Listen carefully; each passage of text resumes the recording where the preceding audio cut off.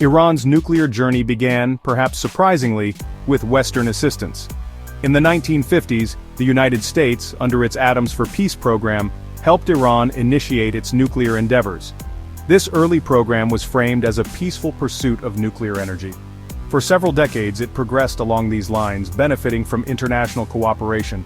However, the political landscape of Iran and its global relationships were destined for a profound transformation. These initial steps, taken with international support, laid the foundation for what would later become a significant source of international anxiety.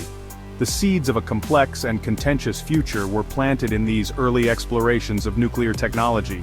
The 1979 Islamic Revolution marked a decisive turning point in Iran's history, and for its nuclear program. The new leadership viewed the nation's nuclear ambitions through a starkly different prism, one shaped by altered geopolitical realities and pressing national security concerns. Consequently, the program became increasingly opaque, shrouded in a veil of secrecy that was a departure from its earlier transparency. This shift naturally began to alarm Western nations. Suspicions started to mount that Iran's intentions might extend beyond the peaceful generation of energy. The international community began to critically question the ultimate objectives of this revitalized and now more clandestine nuclear enterprise.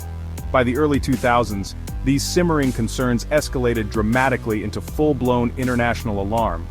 Revelations emerged about undeclared nuclear facilities, most notably the uranium enrichment plant at Natanz and the deeply buried, heavily fortified Fordow facility. Iran was confirmed to be actively enriching uranium. This process is essential for producing fuel for nuclear reactors, but can also be a key step in developing material for nuclear weapons. The international community, particularly the United Nations Security Council, responded with growing urgency.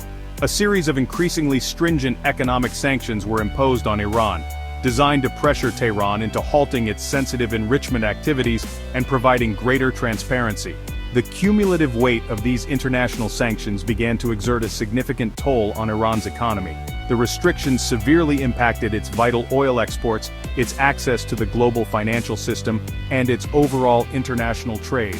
Simultaneously, a growing consensus emerged among global powers that sanctions alone, while impactful, might not be sufficient to resolve the escalating nuclear crisis. The specter of military conflict loomed as a dangerous and undesirable alternative. This complex interplay of severe economic pressure and the overarching desire to avert a wider conflagration slowly but surely nudged all parties involved towards the negotiating table. The stage was being meticulously set for a major diplomatic initiative.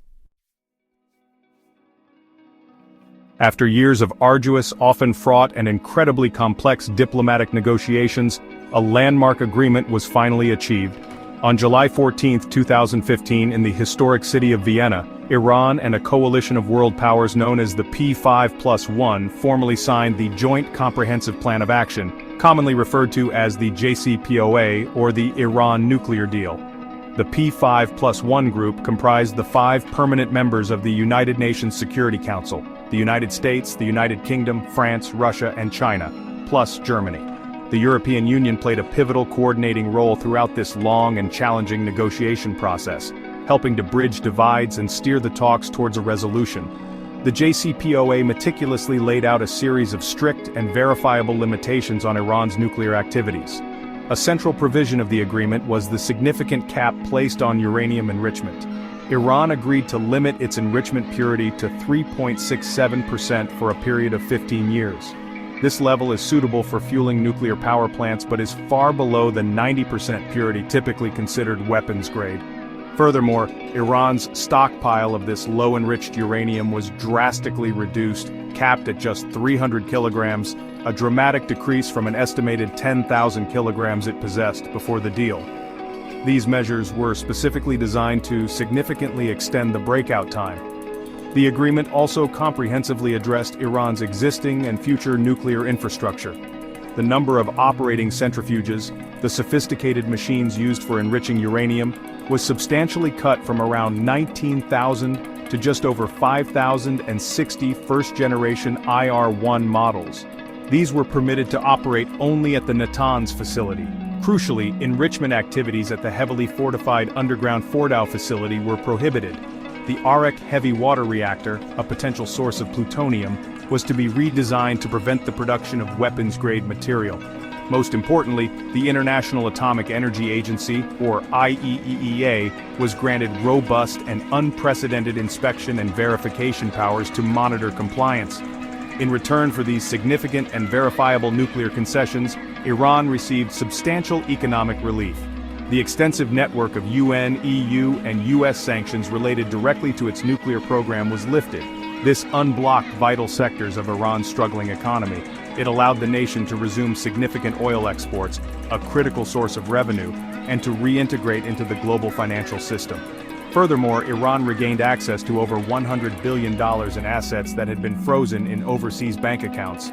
For a period from 2015 into 2016, the JCPOA appeared to be functioning as intended, with the IAEA repeatedly verifying Iran's adherence to its commitments. This period of cautious optimism and apparent compliance, however, proved to be regrettably short-lived. On May 8, 2018, a seismic event occurred that fundamentally altered the trajectory of the agreement. Then U.S. President Donald Trump announced the unilateral withdrawal of the United States from the JCPOA. He vehemently criticized the deal, characterizing it as defective at its core and disastrous. He argued that it failed to adequately address Iran's ballistic missile program, its growing regional influence, or the so-called sunset clauses that would eventually allow some nuclear restrictions to expire.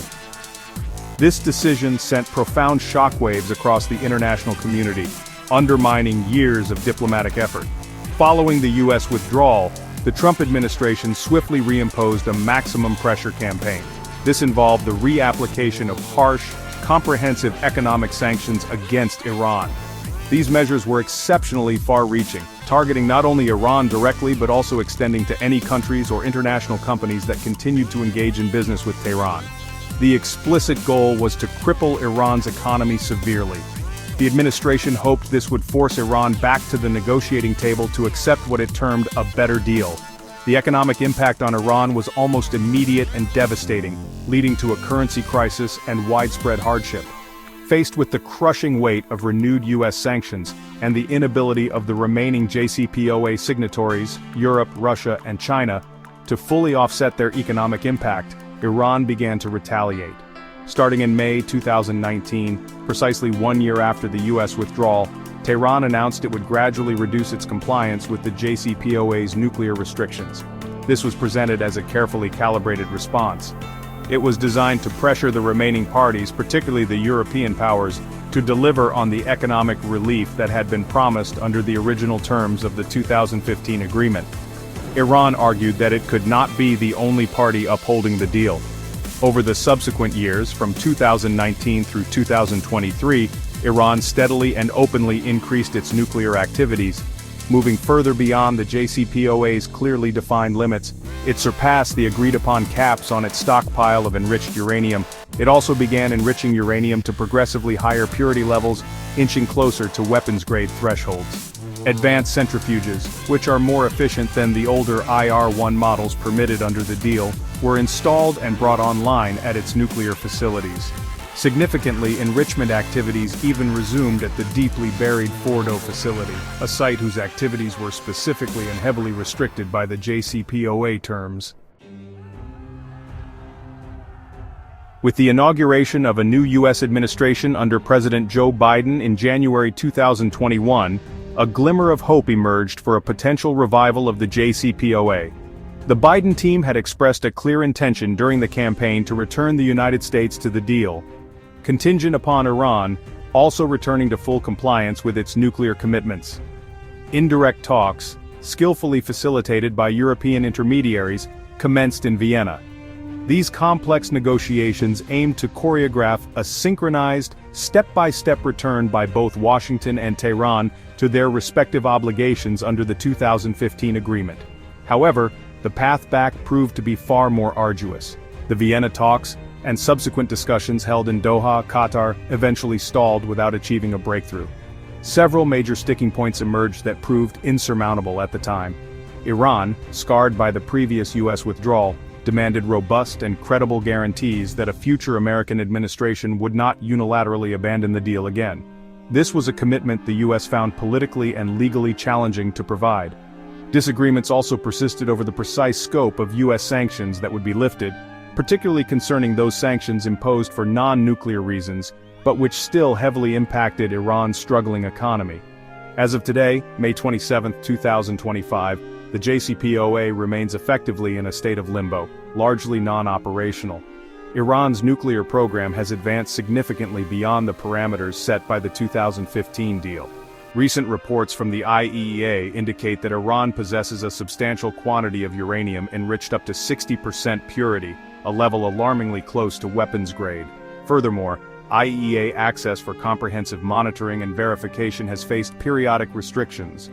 Tensions in the Middle East are exceptionally high, further exacerbated by the ongoing Israel-Hamas conflict and unprecedented direct missile and drone exchanges between Israel and Iran, heightening fears of a wider regional conflagration. The geopolitical landscape surrounding Iran's nuclear program is fraught with profound uncertainty and considerable risk.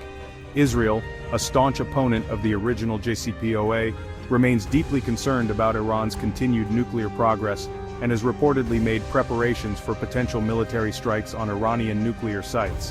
While there are whispers of possible back-channel talks between the US and Iran, perhaps facilitated by Oman or Qatar, potentially after the upcoming US presidential elections, any significant progress is far from guaranteed.